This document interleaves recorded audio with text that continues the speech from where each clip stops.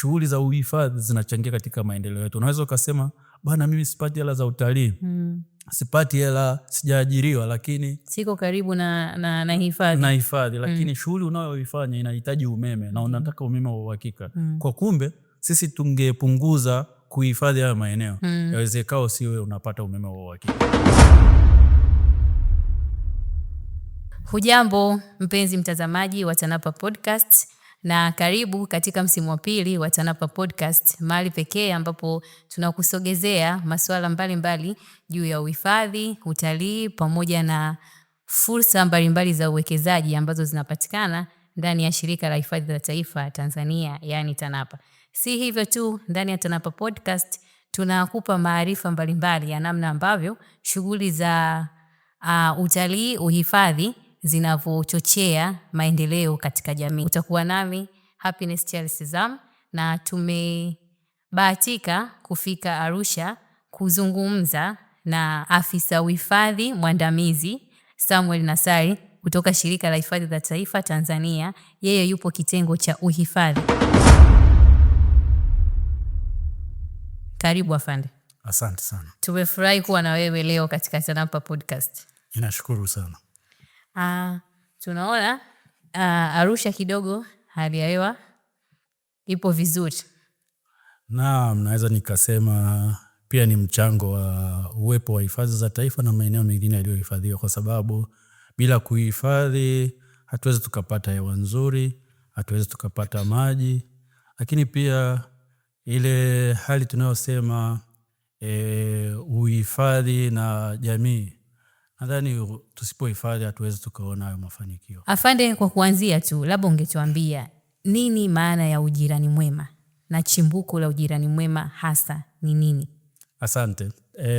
Tunakumbuka kwenye historia kuwa hifadhi za taifa Tanzania zilianzishwa mwaka 1959, na kipindi hifadhi zinaanzishwa zilikuwa na lengo moja tu la kuhakikisha maeneo ambayo yana hadhi ya hifadhi za taifa yanalindwa, lakini pia shirika likapewa jukumu la kuanzisha maeneo mengine kama hifadhi za taifa. Na wakati hifadhi zinaanzishwa palikuwa na ushirikishwaji mdogo sana wa jamii kuhusiana na uanzishwaji na shughuli za uhifadhi. Na baada ya ujangili kuongezeka na zile shughuli za uhifadhi ambazo zilikuwa zinafanyika kuona bado hazifikii malengo, kufuatia mkutano wa wadau wa uhifadhi uliofanyika katika hifadhi ya taifa Serengeti, uliazimia au ulikuja na azimio la kuwepo. Samahani afande, mkutano ambao ulifanyika lini? Mkutano ulifanyika mwaka 1985. Na ule mkutano uliazimia kuna umuhimu wa kuhusisha jamii katika uhifadhi. Kama masuala ya ndio.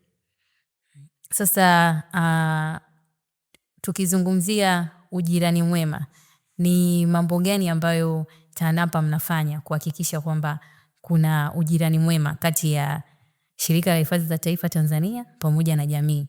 Asante sana. Kabla sijakueleza mambo ambayo tunafanya, nitakueleza kidogo tulikoanzia na haya ambayo tunafanya mpaka leo.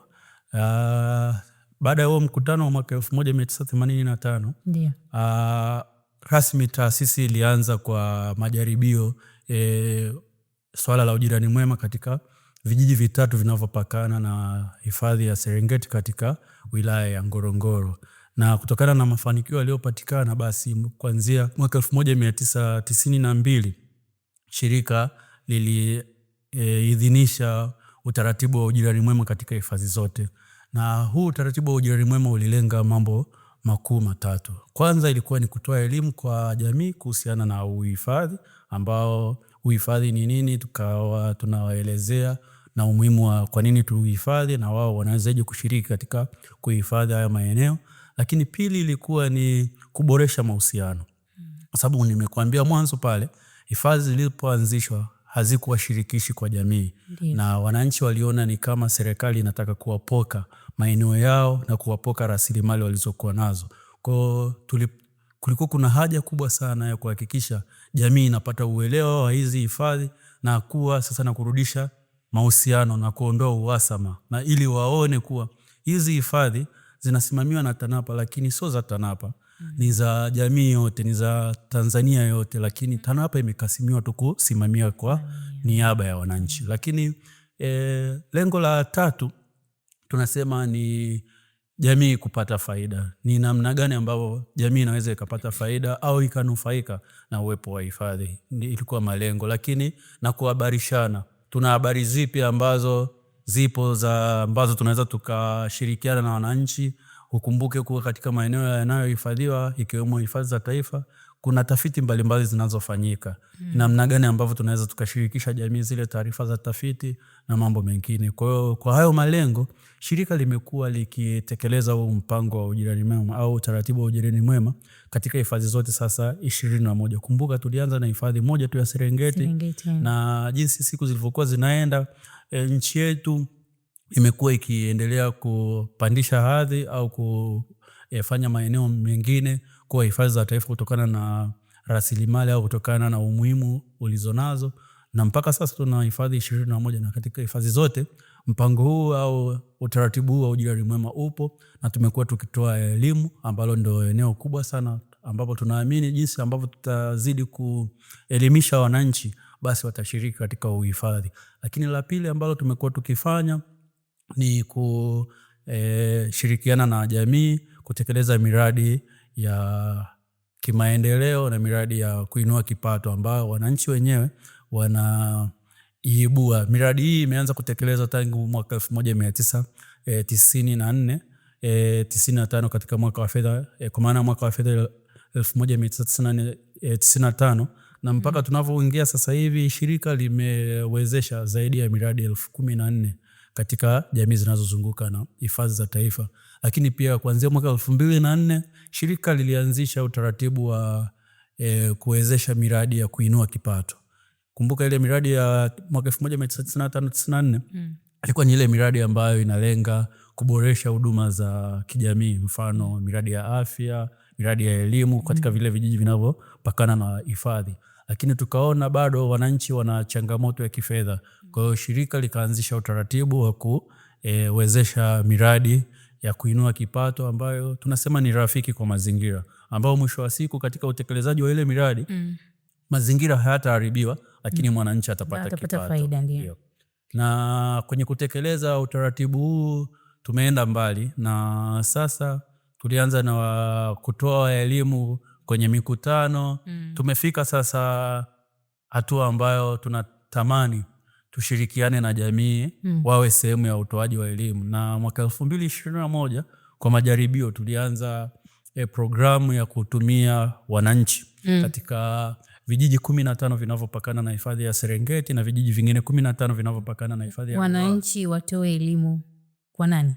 Watoe elimu kwa wananchi wenzao. Kwa wananchi wenzao. Badala ya mimi afisa wa TANAPA kwenda kijijini kutoa elimu, basi namtumia mwananchi aliyeko pale, nampa mafunzo kutokana na taratibu ambazo tutakuwa tumeziweka sisi. Yeye basi namwezesha aweze kufikia wananchi.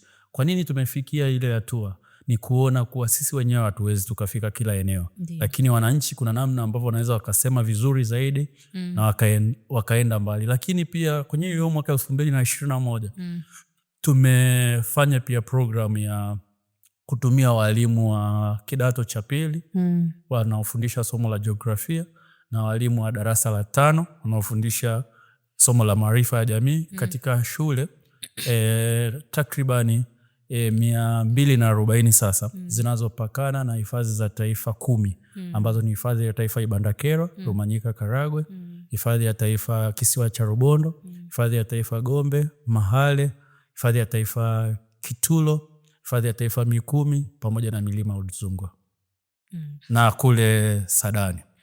Umezungumzia hapo kwamba mnataka mtumie wananchi wawe sehemu ya kutoa elimu yenu kwa wananchi wengine. Hapo kwa sababu mnashindwa kuwafikia wananchi ambao wako mbali zaidi. Wananchi ambao wako mbali na hifadhi tofauti na wale ambao wako karibu na maeneo ambayo yamezunguka hifadhi. Ni kwa namna gani wananufaika na hii swala la ujirani mwema kutoka kwenu? Asante sana. Ninaweza nikazungumzia manufaa ya wote kwa pamoja na wale ambao wako karibu na hifadhi, lakini na wale walioko mbali. na mengine manufaa yanaweza sio ya ujirani mwema, lakini yakawa ni manufaa ya kwa nini tunahifadhi maeneo ya kwetu au kwa nini tuwe na hifadhi za taifa. Tukiangalia manufaa ya kuwa na hifadhi za taifa yanagusa sio tu mtu ambaye anaishi jirani na hifadhi, lakini na yule ambaye anaishi mbali na hifadhi. Mathalan, tunaweza tukagawanya hizi faida kwenye maeneo mawili au matatu. Kuna faida za kiuchumi, kuna faida za kiikolojia, lakini kuna faida za kijamii, ambapo kwenye faida za kiuchumi kupitia uwepo wa hifadhi za taifa ambazo shirika la hifadhi za taifa Tanzania TANAPA linasimamia, limekaribisha wawekezaji mbalimbali wanaofanya shughuli za utalii. Kupitia uwekezaji huu kuna vijana wengi sana wa Kitanzania wamepata kazi. Tunavyoona shughuli za utalii zinaongezeka. Tunaweza tusiwe kama TANAPA tunatoa ajira, lakini wale wawekezaji ambao wamewekeza kwa uwepo wa TANAPA wamewezesha jamii kupata ajira. Ukiachana na ajira, kuna yale mahitaji yanayohitajika kwenye zile kambi za watalii. Yale mahitaji tu yanahitaji watu wafanye. Mathalani upatikanaji wa chakula, kuna kazi zinazofanyika kule, kwa watu wanapata kipato. Ukiachana na hilo, na sisi wengine, mimi na wewe, nadhani tusingekuwa na hifadhi za taifa, tusingekuwa tumeajiriwa kwenye hili shirika la hifadhi za taifa. Kwa hiyo unaweza ukaona ni kwa namna gani na yale manufaa yalivyo. Lakini pili, watalii wanaotembelea hifadhi za taifa, wawe ni Watanzania, wawe ni raia kutoka nje ya Tanzania, wanalipa tozo za kuingia katika hifadhi za taifa, ambazo tunaziita tozo za uhifadhi, zinazotuwezesha sisi kuendelea kuhifadhi haya maeneo, lakini pia kushirikiana na jamii. Lakini kwa mujibu wa taratibu za nchi yetu, sisi tunatumia tu sehemu ya ile fedha inayopatikana na utalii. Lakini zaidi ya 49% ya fedha inayopatikana kama makusanyo kwenye utalii inaenda katika mfuko mkuu wa serikali, ambayo inahudumia shughuli zingine, ikiwemo kulipa mishahara ya watumishi wa serikali wanaolipwa na serikali kuu, kugharamia huduma mbalimbali za kijamii, ikiwemo barabara tunazozitumia, ikiwemo upatikanaji wa huduma za afya. Kwa hiyo unaweza ukaona usiwe katika eneo lako umeguswa moja kwa moja kwa kupata mradi, lakini yale manufaa mengine yakawa yamefika kwako, au ikawa ni ndugu yako amepata, ikawa kwa namna hiyo. Lakini ukiachana na hilo, tunazo faida, tunasema ni faida za kiikolojia. Uwepo tu wa hifadhi au maeneo yaliyohifadhiwa yanachangia kuwa na hewa safi. Tunaambiwa kwenye binadamu tunahitaji kupata hewa safi ili tuweze kuishi. Na mimea inachangia kuleta hewa safi na kuondoa hewa chafu. Kwa hiyo unaweza ukaona ni kwa kiasi gani ambavyo maeneo yaliyohifadhiwa yanaweza yakachangia. Lakini tunaweza tukaangalia katika uchumi wa nchi yetu.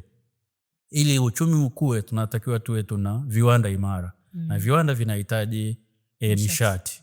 Na kwa kiasi kikubwa nchi yetu inatumia nishati ya maji. Na tukiangalia, nikupe mfano mzuri tu, kwa upande wa kaskazini tuna bwawa la Nyumba ya Mungu, tuna bwawa la Hale. Haya mabwawa yanategemea bonde la Pangani. Bonde la Pangani kwa kiasi kikubwa maji yake yanatoka hifadhi ya taifa ya Kilimanjaro, lakini pia na hifadhi ya taifa ya Arusha. Kwa hiyo unaweza ukaona ni kwa kiasi gani inachangia. Lakini ukienda kule kusini, tunalo bwawa la Mtera, tunalo bwawa la Kidatu na bwawa la Mwalimu Nyerere. Ukiangalia ni channel ya mto mkuu Ruaha, ambao unatoka hifadhi za taifa Ruaha kule Mpanga Kipengere, Kitulo. Kwa hiyo unaweza ukaona ni kwa kiasi gani ambavyo shughuli za uhifadhi zinachangia katika maendeleo yetu. Unaweza ukasema, bana mimi sipati hela za utalii, sipati hela, sijaajiriwa, lakini siko karibu na hifadhi. Lakini shughuli unayoifanya inahitaji umeme na unataka umeme wa uhakika. Kwa kumbe sisi tungepunguza kuhifadhi haya maeneo, yawezekao usiwe unapata umeme wa uhakika. Sawa sawa. Sasa tutoke kwenye faida za ujirani mwema. Mnapokuwa mnataka kufanya jambo kwa ajili ya jamii la ujirani mwema, je, mnawashirikisha watu ambao mnaenda kuwafanyia hilo jambo moja kwa moja kabla mjafanya maamuzi ya kulifanya hilo jambo, au mnaamua tu kwamba sasa tumeamua tunaenda kwenye kijiji fulani ambacho kipo karibu na hifadhi, tunaenda labda kusaidia kununua madawati au labda tunaenda kusaidia kununua vitanda vya mabweni hivyo. Wale watu wa lile eneo wanashirikishwa katika maamuzi kabla mjafanya? Asante sana. Katika utoaji wa elimu kwa maafisa wanaoenda kwenye maeneo ya jamii, moja ya maeneo ambayo wanatolea ufafanuzi ni utaratibu ambao shirika linautumia kwa ajili ya jamii kunufaika na ile miradi ambayo shirika linaiwezesha. Na utaratibu ambao taasisi umeweka ni kuwa jamii wenyewe ndio wanaoibua mradi kupitia vikao vyao halali. Maana kama ni kwa ngazi ya kijiji, manake itakuwa ni mkutano mkuu wa kijiji, utapitia na utajiridhisha kuwa labda wana changamoto fulani, na kupitia ile changamoto watawasilisha kwenye hifadhi ambayo iko jirani na wao. Na wanapowasilisha kwenye hifadhi, nichukulie mfano labda wana changamoto uliosema ya shule ya madawati, basi watapaswa kwenye barua yao ya maombi ya mradi wa ushirikiano. Kwa nini nasema mradi wa ushirikiano? Ni kwa sababu shirika la hifadhi za taifa Tanzania TANAPA inafanya miradi hii kwa kushirikiana. Sisi tunachangia 90% ya gharama ya mradi na jamii inachangia 10%. Na hii 10% inaweza ikawa ni fedha taslimu au ikawa ni nguvu kazi kwa jamii. Hapo kama jamii labda haina uwezo wa kutoa hiyo percent 10%, inakuwaje? Je, shirika mnaingia moja kwa moja kwa Kwanza siamini kama kuna jamii ambayo inaweza ikashindwa kuchangia 10%. Kwa nini tunaangalia ile 10% kwa namna ifuatayo? Unahitaji labda mradi wa ujenzi wa madarasa. Kuna vitu vinavyopatikana katika jamii. Maji, sijui mawe, mchanga. Kwa vile vitu ambavyo vitapatikana kwenye ile jamii, tutavitumia. Itakuwa ndani ya 10%. Itakuwa kwenye ile ndani ya 10%. Lakini lazima wanavyoomba mradi, kama ni mradi wa ujenzi, wao kabisa wameainisha eneo. TANAPA haitoi fedha kwa ajili ya kununua eneo la kutekeleza mradi. Ni sharti la jamii kuwa na eneo la kutekeleza mradi na lisiwe na mgogoro. Na nilivyosema kwenye ile barua yao maombi, watambatisha pia muhtasari wa kikao walichokaa, ili kututhibitishia sisi kuwa ni ombi la jamii. Kwa sababu kumbuka, lisipokuwa la jamii wakati wa utekelezaji na kuna ushirikiano, wao wanahitajika sehemu watoe, itakuwa ni ngumu wao kutoa kama halikuwa jambo lao pamoja. Lakini pia kama ni mradi wa ujenzi, watatakiwa wawe na angalau ramani ya lile jengo ambalo wanataka kulijenga, na wapate na makadirio ya gharama. Unaweza kaniuliza ramani wanapateje na makadirio, lakini tunawaunganisha na wataalamu katika halmashauri zao za wilaya ili wawapewe kitu ambacho kinaeleweka. Yale maombi yakifika hifadhini kabla ya mwezi wa 10 kabla ya tarehe 30 ya mwezi wa 10 ya kila mwaka, hifadhi hukaa kikao na kupitia maombi yaliyowasilishwa. Na baada ya kupitia yale maombi na yaliyokizi vigezo, hifadhi huandikia makao makuu kupitia ofisi za kanda husika kujulisha maombi yaliyofika hifadhini na kuyaombea fedha. Na makao makuu yakifika, yale maombi hupokelewa, na sasa makao makuu inakuwa ni kutengewa fedha kulingana na ukomo wa bajeti. Ingekuwa tuna fedha za kutosha kama taasisi, labda tukipokea maombi 100 tungeweza kutekeleza yote, lakini kutokana na changamoto ya ukomo wa fedha kuwa hatuwezi tukafanya mambo yote kwa wakati mmoja, basi sehemu ya maombi ambayo tunapokea yanakuwa yametekelezwa kwa namna hiyo. Kwa hiyo baada ya kuweka kwenye bajeti, taarifa urudi kama ilivyokuja, unarudi hifadhini na hifadhi inajulisha jamii kuwa maombi yenu ya mradi yamekubaliwa, ama kutokana na changamoto ya upatikanaji wa fedha yatatekelezwa katika mwaka wa fedha unaofuata, ili jamii iwe na utayari na iwe na taarifa ili tuanze kutekeleza mradi husika. Sasa yamewasilishwa maombi 20. Ndio. Nyinyi mna uwezo wa kutekeleza maombi 5. Ndio. Kipaumbele cha utekelezaji wa yale maombi ni nini? Aliyewahi kuwasilisha au kuna vigezo ambavyo mnaviangalia kwamba hichi sasa ndo tunaanza, haya mengine yatafuata au yatafuata mwaka ujao? Mnaangalia nini? Ni sahihi kabisa. Ni swali zuri, na nadhani kila msikilizaji au mtazamaji anayetufuatilia angependa kufahamu ile. Ni kweli taasisi nazo vigezo pia kutoa miradi, na moja ya kigezo ambacho tunaweza tukaangalia wakati mwingine, wakati tuna maombi mengi lakini tuna fedha kidogo. Kigezo cha kwanza, tunahakikisha kijiji kimoja kinapata mradi mmoja kwa wakati mmoja. Okay. Yani kijiji A kimeleta maombi 3. Kwa hiyo tutawasiliana nao, tuwaulize kati ya haya 3 ni kipi tuanze nacho kipaumbele. Kwa hiyo tunaenda kwa namna hiyo. Hiyo ni namna ambayo inaweza tukahakikisha kila mmoja anapata. Lakini tunazo hifadhi let's say 21 kwa sasa. Na hifadhi zote zimewasilisha maombi. Kuna hifadhi imewasilisha maombi 2, kuna hifadhi imewasilisha maombi 10. Ili tumesema hizi hifadhi ni za Watanzania wote. Na mapato yanayopatikana kutokana na hifadhi za taifa yanaenda kwa Watanzania wote. Kwa kigezo cha kwanza tutakachokifanya ni kuhakikisha angalau kila hifadhi inapata mradi mmoja. Halafu mengine tutaangalia kutokana na changamoto zilizopo, kwa sababu pia miradi inatumika katika sehemu za kutatua changamoto za kiuhifadhi. Mfano mzuri sana, sasa hivi tuna changamoto kubwa sana ya ongezeko la matukio ya migongano baina ya wanyamapori na binadamu. Na katika njia ya kutatua hizi changamoto, wizara imekuja na utekelezaji au utaratibu wa kujenga vituo vya askari katika maeneo ya jamii. Kwa hiyo katika ile maeneo yenye hizo changamoto kama hizo, tutatoa kipaumbele cha namna hiyo, ili yule mwananchi ambaye analima mazao yake yanaliwa na tembo au kiboko, basi kutakuwa angalau kuna askari katika ile eneo. Kwa hiyo tutaupa kama eneo la kipaumbele, ili sisi kama taasisi tunufaike na jamii inufaike. Ndio. Hapo tubaki kwenye manufaa kati ya taasisi na jamii. Ndio. Watu wengi huku kwenye jamii tunadhani kwamba ujirani mwema ni lazima ihusiane na swala la hisani, mchango au utoaji wa fedha. Sasa labda utuambie, je, kunaweza kukawa kuna ujirani mwema bila kuhusisha mchango, fedha ama hisani yoyote kwa jamii? Mimi ninaamini jinsi ambavyo tutaendelea kuelimisha jamii na mitazamo ya jamii tutakavyoweza kuibadilisha, tunaweza tukafika kwenye eneo hilo la kuwa na ujirani mwema usiokuwa na utoaji wa michango.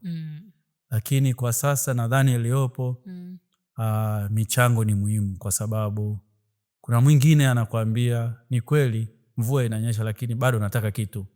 Kwa nini nasema hivyo?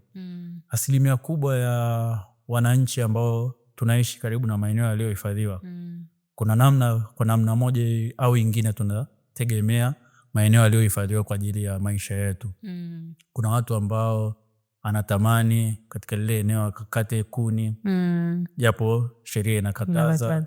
Mwingine anatamani akapasue mbao kwa sababu anaona ni rahisi. Sasa mimi ninamwambia bwana, huku ruhusi kwenda kufanya, tufanye shughuli nyingine. Kwa hiyo jinsi ambavyo kwanza uelewa utaendelea kuongezeka katika jamii, na ndio maana unaona kule mwanzoni nimekuambia tumeanza kwa majaribio kutumia walimu ili wale wanafunzi wanaosoma tufikie kwa kiasi kikubwa wanafunzi shuleni, ili mwisho wa siku tuwe na kizazi ambacho kinatambua ya maeneo. Lakini pia kwenye takwimu za uchumi wa nchi yetu tunaambiwa uchumi unazidi kukua. Kwa jinsi ambavyo uchumi utazidi kukua, utaakisiwa kwenye mazingira na watu watakuwa wanaendelea kufanya uhifadhi, lakini na shughuli zao, na kupitia zile shughuli zao jinsi ambavyo tutafanya tunaweza tukaona ni kwa kiasi gani ambavyo tutafikia. Lakini namna nyingine ambayo ninaona bado kuna haja ya kuendelea kutoa, pia taratibu zetu za nchi zinataka kwenye kila ya uwekezaji uliopo basi kuwe na fungu la kurudisha kwenye jamii. Na kupitia taratibu za uwekezaji katika taasisi yetu tumekuwa tukihimiza iwe ni kama sehemu pia ya ujirani mwema kwa wawekezaji wanaowekeza katika hifadhi za taifa, pia wawe na utaratibu ambao ni rasmi unaofahamika wa kurudisha kwa jamii. Tunaweza tusirudisha sisi moja kwa moja au kwa maana sisi tunafanya kwa ule utaratibu wa miradi lakini wale wawekezaji wakaja pia na namna nyingine, lakini mwisho wa siku jamii inakuwa ni ile ile. Amepokea mradi ambao umetokana na TANAPA moja kwa moja, amepokea mradi unaotokana na mwekezaji aliyoko TANAPA. Yote haya yanatokana na uwepo wa ile hifadhi. Isingekuwepo ile hifadhi, yale manufaa asingeyapata.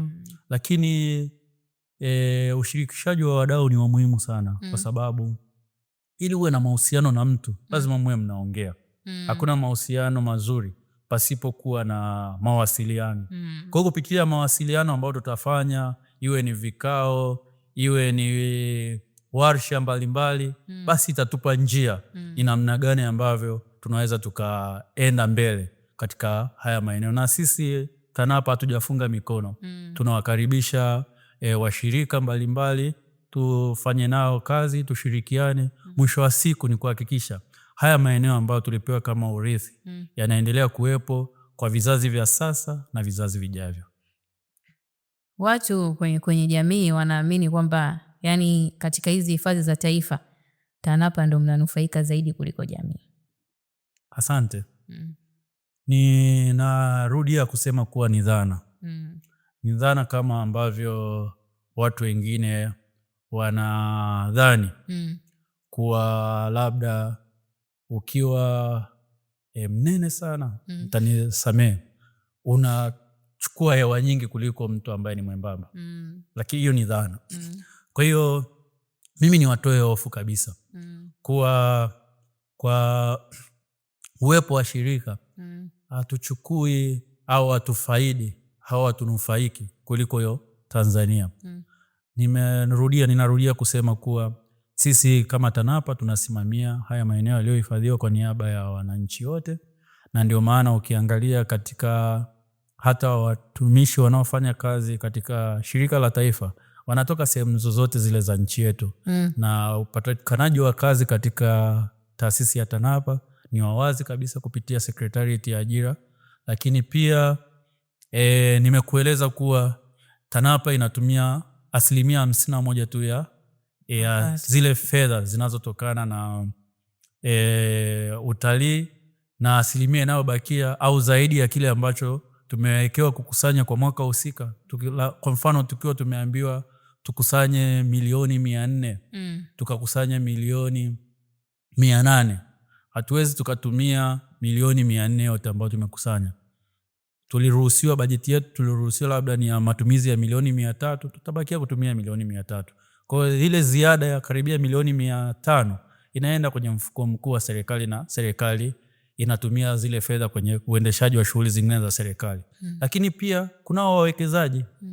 Tukiondoa kwa mfano mji wa Arusha, wengi watakuwa ni mashuhuda wakati wa janga la Uviko 19. Watu wengi walivyorudi nyumbani, hakuna watalii waliokuja. Tunaweza tukaona ni kwa kiasi gani uwepo wa hifadhi na zile shughuli zinazofanyika kwa sababu ya uwepo wa hifadhi zilivyo za muhimu katika mzunguko wa kila siku. Kwa hiyo ndio maana naweza nikasema kuwa bado uwepo wa hifadhi za taifa kwangu mimi itakuwa tu ni jukwaa la kuwezesha jamii kunufaika zaidi. Haya, utuambie sasa afande, TANAPA mna mkakati gani ya ujirani mema kwa miaka 5 ijayo? Nini mkakati wa shirika? Asante sana.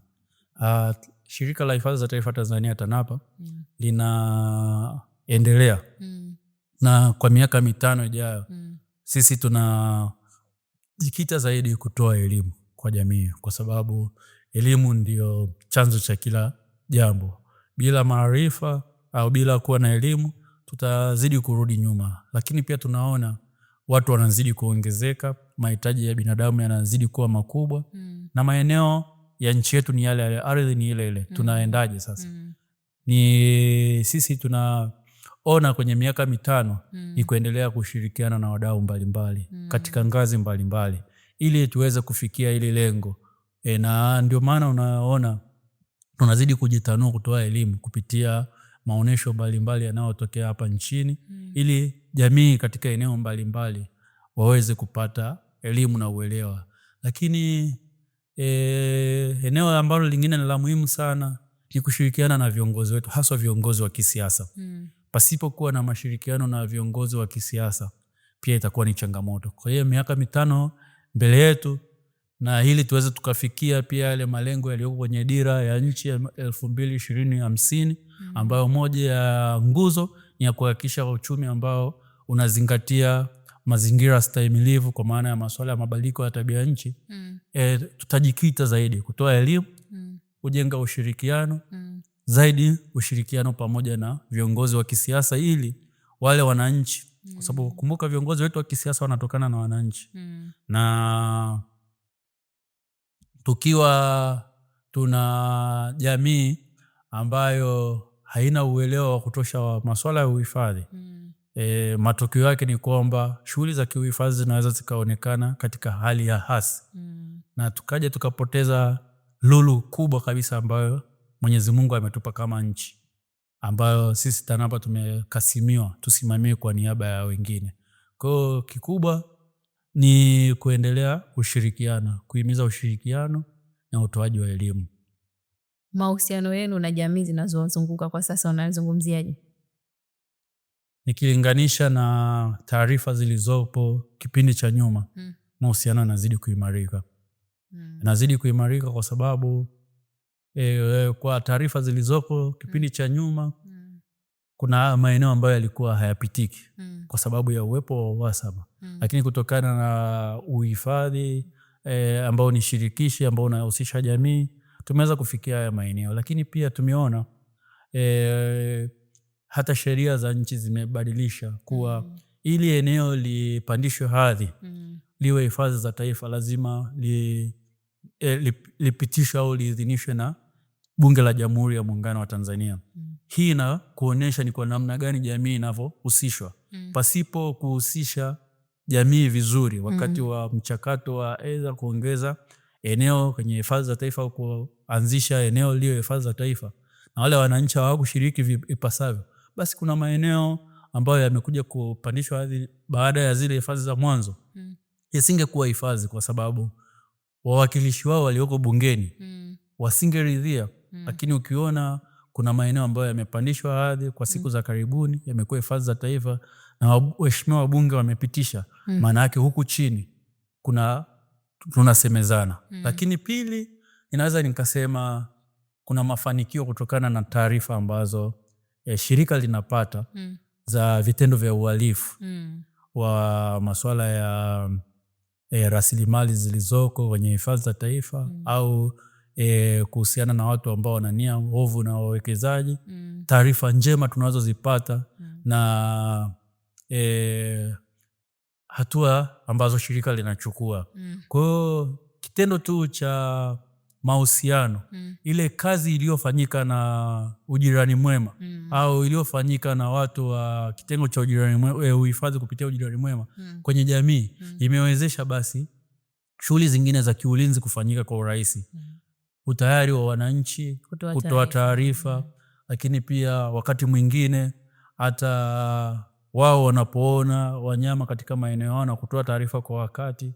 Zote hizo ni ishara kuwa yapo mahusiano. Pasingekuwa na mahusiano, ingekuwa ni nadra sana kupata taarifa labda za shughuli za uhalifu ambazo zinapangwa au ambazo zimeshafanyika, au watu ambao wana tunasema wanazo nyara za serikali katika maeneo yao ambazo hawana kwa mujibu wa taratibu. Kwa hayo ni matokeo ambayo tunaweza tukaona yapo. Asante sana.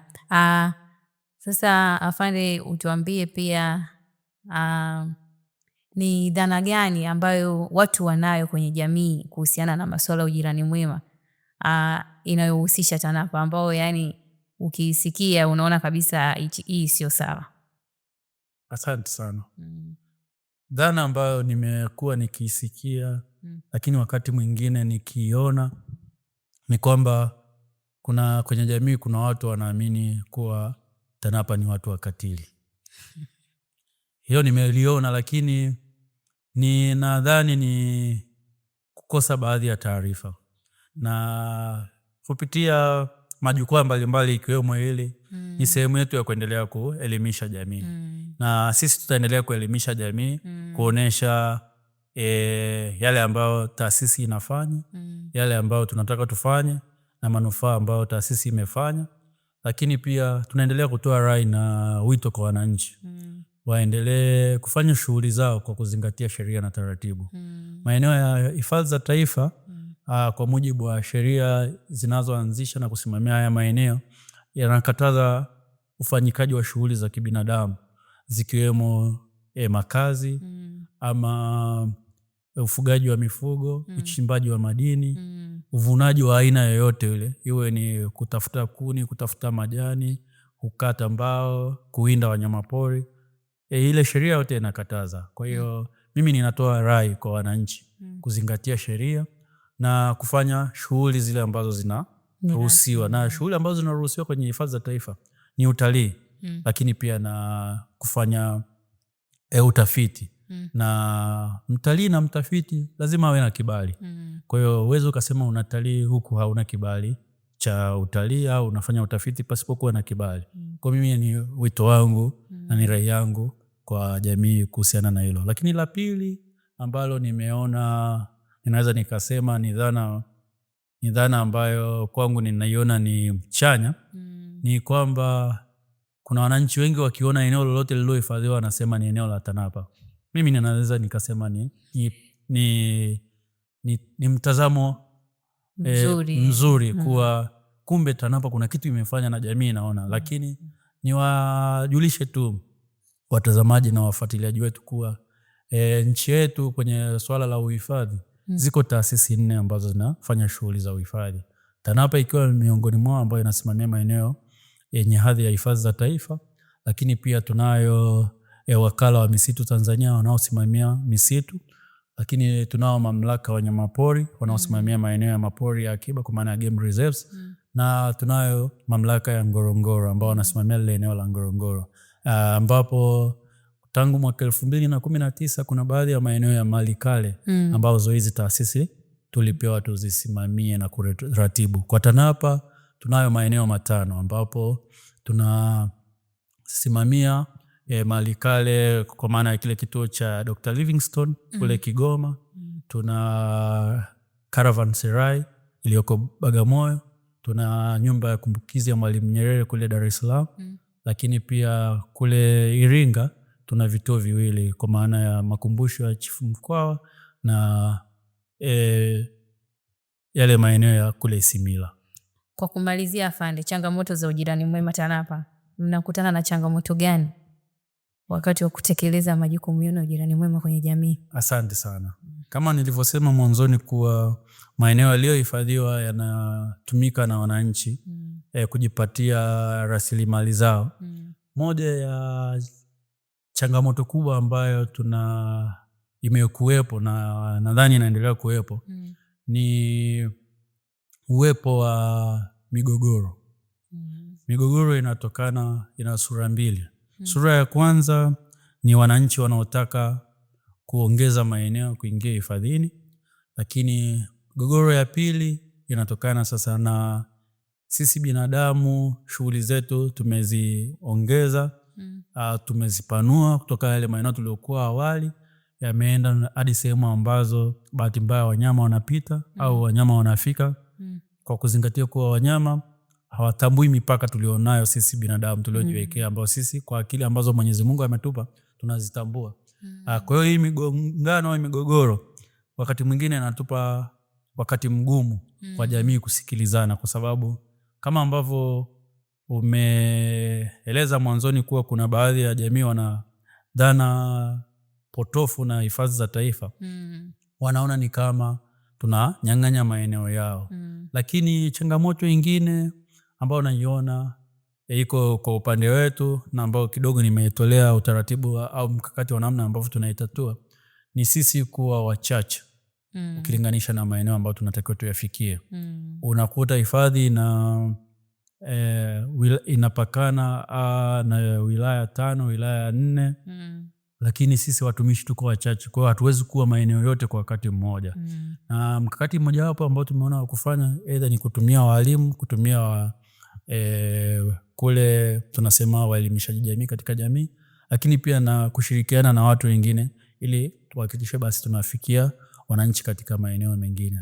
Lakini eneo lingine ambalo tuna changamoto ni ukosefu wa vitendea kazi vya kutosha. Tunatamani tuwe tuna vitendea kazi vya kutosha katika kila eneo, lakini kwa kweli kwa taasisi inajitahidi kwa sehemu yake, lakini hatujatoshelezwa kama ambavyo tungehitaji. Na hii ndio bado inatuonyesha kuwa zile fedha tunazopata sio za kwetu sote, lakini pia hata ile sehemu ambayo tunapata bado hata yale mahitaji ya ndani hayatoshelezi. Lakini eneo lingine ambalo ni changamoto kutokana na dhana au wanachokitamani wa wananchi ni yale ambao wao wanatamani tutekeleze miradi 10, sisi tunaweza kutekeleza miradi 2.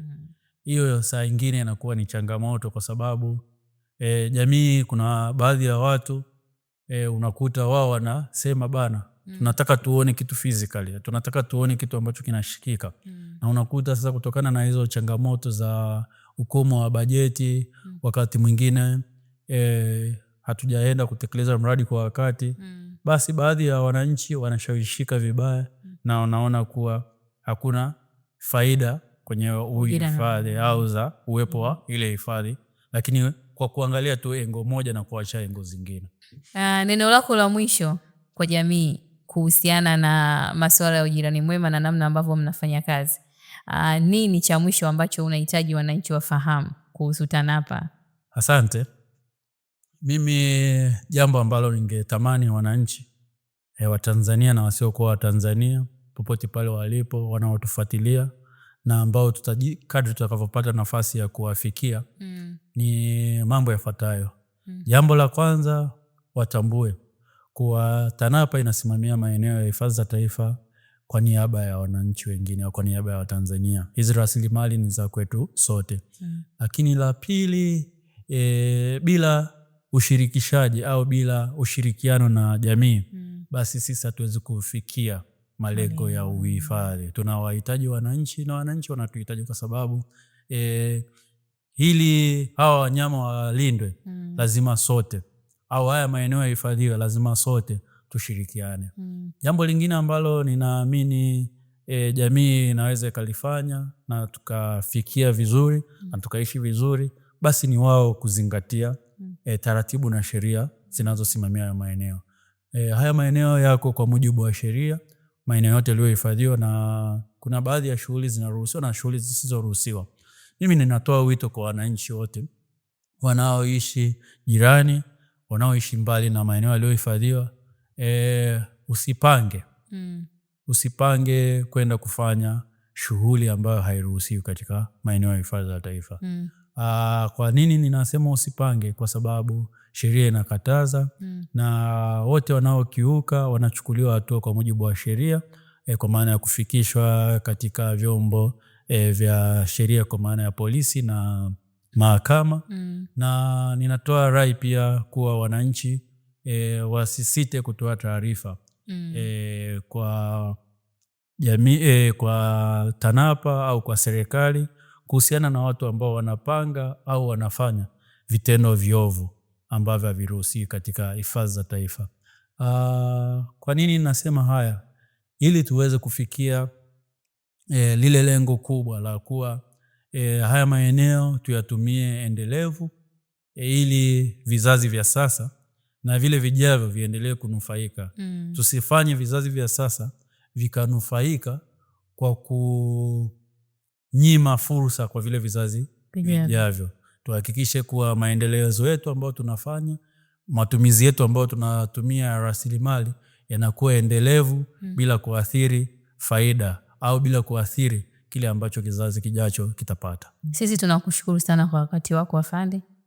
Tumefurahi sana kuwa na wewe na tutakualika tena kwenye vipindi vijavyo.